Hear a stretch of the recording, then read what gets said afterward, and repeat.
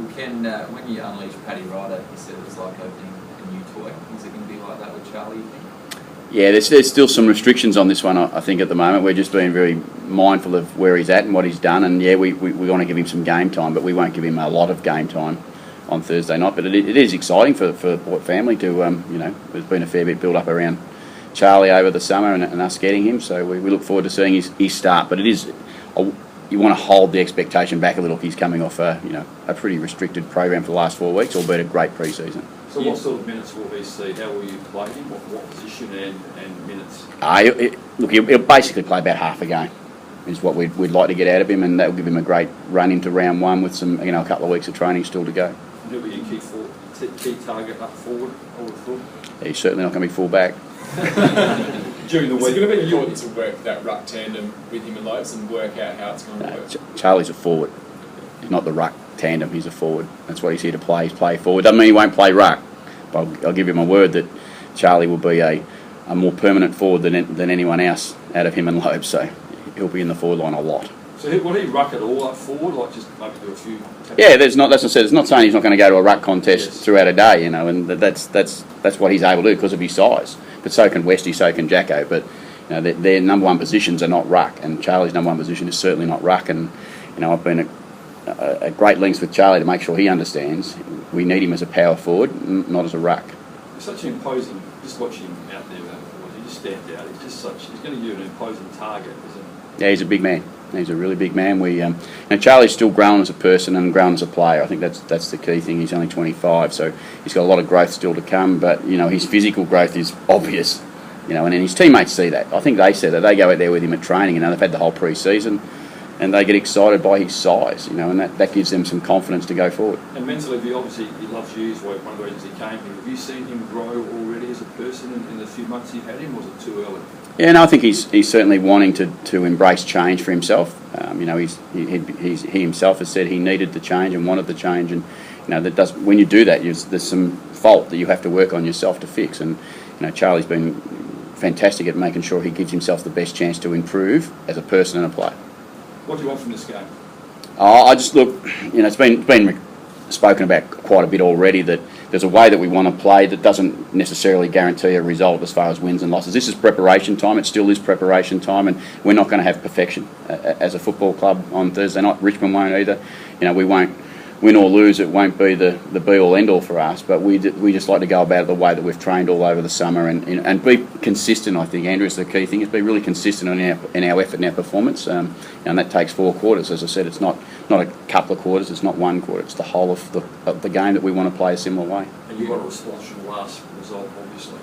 Not the result, but the way you go about it, yes. No, as I said, I think we want to see some further growth, and we didn't get enough of what we wanted to see in NAB 2. NAB 1, we would sit back and go, yeah, we're pretty pleased with what we've seen. NAB 2, we were a little bit less than pleased. Obviously, NAB 3 is an opportunity to bring them together and say, okay, will we come out of the NAB Cup Series comfortable with where we're at in the form that we need to be in going into round 1? That's the key message for us. Is we have got Chad playing his first game, Charlie playing a bit of restricted game time. We've got Polly not playing this week, so there's still some stuff that's not round 1. So we're just preparing still, and I think that's the key message that we need to understand. It's preparation time. Is Polly's absence just management? Yeah, no, he's not playing on Etihad. That was a decision we made at the start of pre-season, so it's been really well done by Burjo and the group as we've got him, and that's why he played last week for the Magpies. Played really well in that game. He's on track for round 1, and he will play round 1, all things being equal now. That won't be a regular season thing that he won't play at Etihad, will it? That's why I call it preparation. It's getting ready. You don't need to take risks. You don't have to. We didn't play Chad last week. We didn't play Charlie. You do all those things through the NAB Cup because you've got that time. And Richmond are not playing everyone this week. We're not got everyone out there this week. It's getting the preparation right for round 1. And it's all about the regular season. It's about the 22 home and away games, and it's not just the round 1 game. It's round 1, round 2, round 3, round 4. So there's lots of planning go into the start of the season. Does that surface still give you troubles to the coach and players? Do they still report more soreness? I think it's obvious that they come off that a little bit more jaded. There's no doubt, but we don't play on it that often. But if we had to play 22 games there, it wouldn't be ideal. But 1 game doesn't hurt you. But this is purely all about you don't need to take any risks with Jared Polec. Why would you? It's not a win, not a position on the ladder that's up for grabs this week. I keep going back to it. It's about getting him ready for round 1. He's had sort of fantastic build-up to round one. You know, we're really pleased with where he's at. How many round one spots still up for grabs in the best team? Oh, we're going to take 25 over with us, and Jared Polec makes 26. You know, there's some boys who are in good form with the Magpies last week. I'd say there's 28, 29 players who have got themselves in the mix right now. There'll be a fair bit come out of Thursday night as far as how people go and their performances. So there's still a fair bit on the table, I reckon, and you know that's why it's a good opportunity for boys to play with that little incentive there. How frustrating is it that you've got this final NAB challenge match, then a 17-day break into that round one match? Yeah, if you ask us, coaches or players, I suppose we'd never be happy with whatever the break is or isn't. You know, we know what I like about it is you know what it is a long time ago. You're preparing for it. We've got great conditioning people. We've got great coaching people.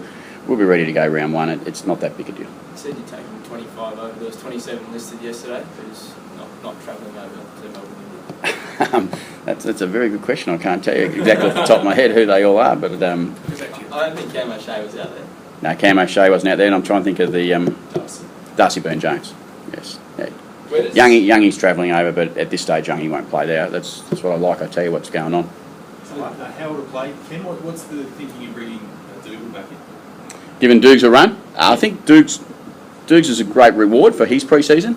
You know, he's really jumped up. He's played some really solid football. He played really well up in Sydney in the first NAB Cup game. We give the other boys the opportunity in NAB 2. He played really well again for the Maggies and again last week. You know, one of the questions was who's ready for round one. I think this game is about giving us the most numbers we possibly can have available for round one. We want to see whether Dougal Howard can actually, jump up and show us a little bit. I said 3 weeks ago there might be a surprise that comes out. You know, hopefully Dougal, Darcy, those sort of boys who are starting to establish themselves. Maybe there's still a surprise. We're giving Dukes that opportunity to show us. Chatty said the other day that he was like almost having an extra midfielder when the ball hit the ground with Dougal. Is that how you see it? Yeah, that's probably a bit of pressure for a young fella. He's been doing really well at training. You know, there's a big game coming for him on Thursday night, and it's going to be against some quality opposition. It'll just be an opportunity for him to really see how he goes with some more senior blokes around him. His only opportunity was with Sydney, really, with less senior blokes around him. So that'll be an interesting challenge for him. Can he play key forward? Ken, you mentioned Charlie. You want him playing there. We've seen Dougal more rucking second ruck. Can he hold down key position as well? Yeah, well, he's drafted as a key forward. Basically, at 199, he's still a big boy, and so he can go up in the ruck. He's competitive. That's what helps him go into the ruck. What the ruck work's done for him is give him some confidence. We think he'll, typical of any of those ruck forwards, he'll play half and half, basically game time. We would imagine, and he'll probably start the game as a forward for us this week because Lobes will be in the ruck. And the 10-metre protected area rule, what's your thoughts on that? Yeah, look, I think it's been a good change. I don't think the game certainly hasn't been hurt by it in any way. I haven't noticed it through the NAB Cup.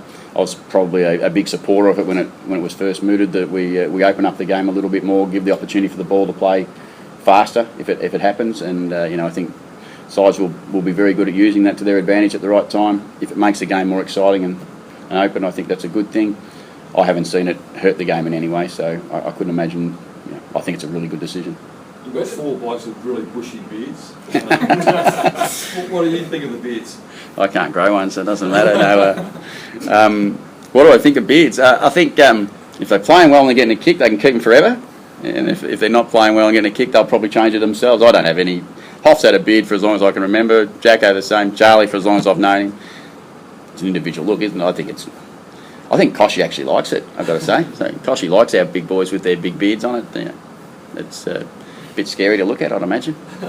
Where does Bobby Carlisle sit within the group now? Having missed so much of last year, is he still the best defender at the club, or does he have to work his way back into it? He's one of the defenders at the club. He certainly, no one owns the title of best defender at the club. I think collectively that's what you work with. You work with a defensive unit. You don't work with an individual defender. There's some really good defenders down there, but collectively together, what they've got to figure out is can they play the style of football together. That's more important than any individual player. It's does Bobby fit in with the group? They played really strong back-end footy last year. We think Bobby's still a really important part of our football club, so he gets the opportunity. He's had a significantly disrupted pre-season before Christmas, and that's why we've played him through quite a bit of football in the pre-season, and we think he's now ready. After last Friday, we think he's now ready to come in and perform at the level he would want to perform at. During the pre-season, do you do your homework on the opponent like you might do in the regular season? So do you know what to expect from Richmond this week, for instance? Yeah, absolutely. That's what we should do. I mean, it's, you get plenty of time. 12 days between games. I'd be really disappointed in myself and the coaches if we hadn't spent a lot of time looking at it, because Richmond are one of the good teams in the competition. They're going to be a high quality team this season, and any chance you get to have a really fine tuned look at them, you need to take that, because they're going to be one of the real challenges, I think, in the competition. And every side, you should know about every side when you play them. I don't think whether it matters whether it's NAB Cup or not. Yes, there's some slightly different focuses because you want to make sure you're getting your stuff right, but that will always be influenced a little bit with what the oppo are doing to you. All good?